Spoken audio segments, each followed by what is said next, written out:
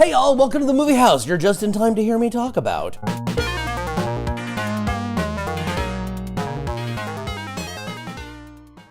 As I watched the second installment of James Gunn's DCU, two thoughts kept crossing my mind. Firstly, why? But secondly, you know how Star Wars The Rise of Skywalker is an objectively worse made movie than The Last Jedi? Because there are admittedly moments of artistry in that movie, yet it is justifiably still hated more due to the irreparable damage it did to the franchise. That's how I felt watching Supergirl. Superman made me more angry, but Supergirl is a worse movie. Superman disappointed deeply because it squandered its obvious potential. Supergirl's prospects always look shaky, and unless you're delusional or a paid shill, we all knew this was going to be a disaster. All that was left was to determine how much of a disaster it would be. Spoiler alert, it's pretty damn bad.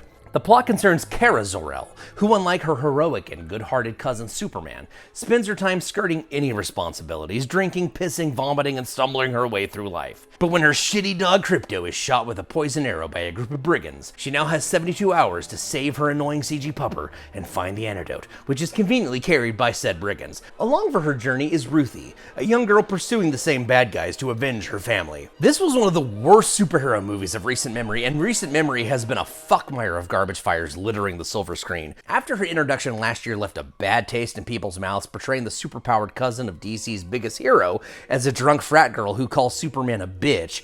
Thanks for watching him, bitch! People could see this bomb coming from orbit.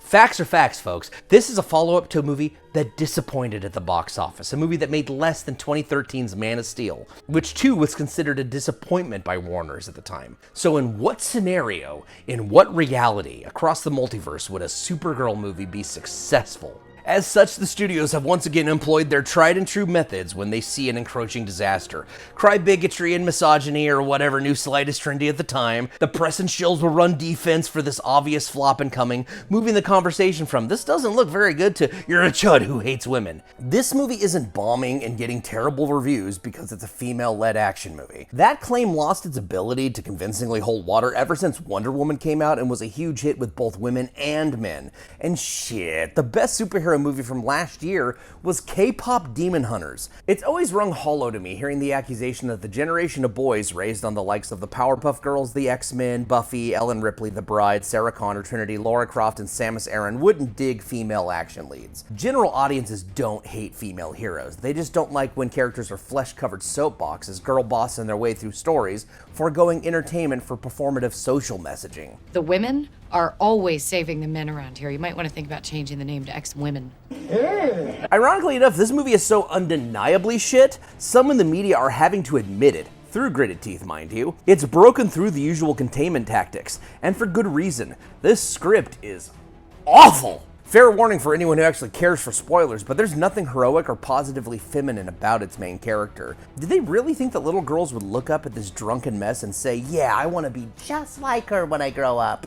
This was sold as an adaptation of Tom King's Woman of Tomorrow, but it really isn't. I mean, that wasn't even a good story, but what's here is worse. If it actually adapted that arc, we could have at least had some vibrant visuals, but instead we have an ugly-ass movie that looks like it was shot through a piss filter with no filler lights. But on top of that, Supergirl is boring. It's juvenile, it's gross, with ridiculous amounts of plot conveniences and terrible dialogue. If I made a drinking game based around how many times Ruthie says, "my innocent and honorable family were murdered," I would be blasted as much as Supergirl is here. And none of this is Millie Alcock's fault. She does a decent job with the shit material she's been given. It's just the entire character's portrayal here that's trash. In all honesty, everyone's trash though. Eve Ridley's Ruthie is insufferable. The villain Krim is like the shittiest Mad Max Nothing Burger. Even Jason Momoa's usual charming self struggles. Switching characters in DC continuity, no longer the Atlantean King, and now the immortal alien bounty hunter in 90s comic edgelord Lobo. He's clearly trying to make the best of his limited screen time, but he's little more than a Kiss makeup-bedecked Deus Ex Machina to get the girls out of trouble multiple times. I also don't like the changes they made to Kara's origin. Like, this movie doubles down on the single worst unforced error of last year's flick, and confirms Jor-El was in fact a lunatic who sent his infant son to Earth to conquer it. David Corenswet's big blue cameos here, again showing how wasted he is, but also how the people in charge at DC think the Man of Steel's a clown and constantly make jokes at his expense. It also makes the same mistakes as the last film, thinking the only way to write an engaging Superman story is to depower its hero for much of its runtime. This just shows you don't know how to write such a character. Then this poorly thought out brain rot like establishing a ticking clock of 3 days to save Crypto. Yet Kara and Ruthie stop multiple times for bar fights, pub crawls, arm wrestling, and snack stops at Space 7-Eleven for Slurpees and popcorn that was shit out of an alien grub's ass. If the characters in the movie don't care about the fate of the dog enough to move with some fucking urgency, why should we care? To be fair, since the dog's entirely CG, it was never going to elicit an emotional response the way Daisy or Sam did in other Does the Dog Die movies. It's like the people who wrote this movie either didn't do their homework or they didn't care. Like previous Superman media, this flick shows how a yellow sun heals Kryptonian cells from even severe damage. So why doesn't Kara, after getting juiced up on solar radiation in the first half hour, just fly to Crypto and get his scraggly ass in front of a yellow sun? Crisis on Infinite Earths averted. This movie says that, if they move the dog, it'll speed up the poison, but if Kara's superpowered, she could get him from point A to point B in a flash. The entire conceit of this plot is idiotic. But that's what you get when your screenplay is done by someone whose only writing credit is a short film almost a decade back. DC Studio head James Gunn claimed this script impressed him so much that it not only made him push this flick up as the next installment in his continuity, instead of like an in-continuity Batman movie, he's hired this twit to tackle both Wonder Woman and Teen Titans next.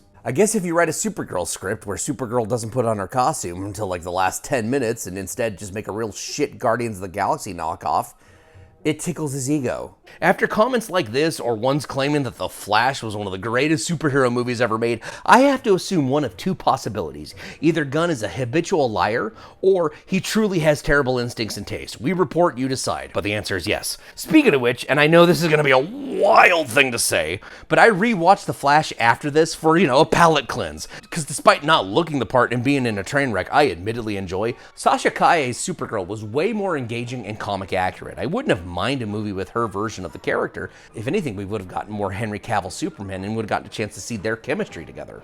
I know many will write off my rantings as the neckbeard rage of a Snyder bro. Yeah, I like some of the Snyderverse movies, but I also fully admit most of them sucked. That doesn't change the fact that DC under Gunn's direction has been terrible and scatterbrained, with this film being a full-blown canary in the coal mine. After the recent approval of the WB Paramount merger, I suspect Gunn will not be holding this position for much longer. His DCU has crashed and burned faster than the DCEU ever did, and that had trash like BVS and Birds of Prey in it. At this point, the only film universe to fizzle out faster will be that Dark Universe shit, but even then, I got a really bitchin' video game out of that. Hashtag the gun never jams. Motherfucker, the gun is firing blanks, but the faulty ones, that blow up in your hand, or kill Brandon Lee. Because in the end, I found Supergirl to be an atrocious garbage fire flick. But that's enough for me. I'd like to hear what y'all thought now. Like, comment, share, or subscribe if you feel so inclined. But more importantly, until next time, thanks, and stay safe out there.